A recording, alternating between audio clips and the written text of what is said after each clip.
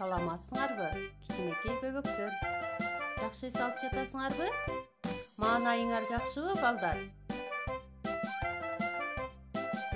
Апаңар, атаңар менен сейилдеп жатасыңарбы, балдар? Таза абага. Азаматсыңар, балдар. Азыр күз мезгили. Күзүндө жер жемиштер, мөмө жемиштер бышат. Көп болуп бышат, балдар. Алар жер жемиштер, мөмө жемиштер жана жашылча жемиштер болуп бөлүнөт. Карагылачы, балдар. Бул жерде балдар бактан алма жана ар кандай нерселерди терип жатышат, балдар. Бакта кандай нерселер өсөт билесиңерби?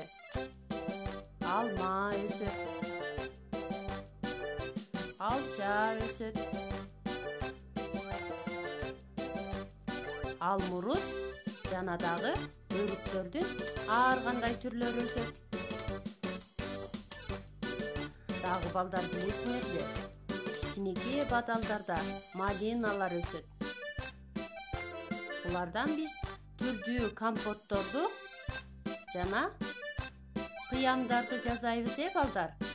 Дагы салаттарды чактап алабыз. Жерде болсо жер жемиштер өсөт. Аларга картошка,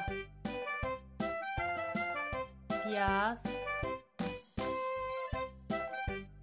сабиз жана кызылча чесноктор өсөт. Булардан биз кандай гана дагуу тамактарды жасайбыз, балдар. Дагы таттуу салаттарды жасайбыз. Күз мезгили келгенде түшүмүбүз мол, дастарканыбыз берекелүү болот. Бүгүнкү сабак силерге жакты деп ойлойм. Саламатта тургула, менин акылдуу бөбөктөрүм.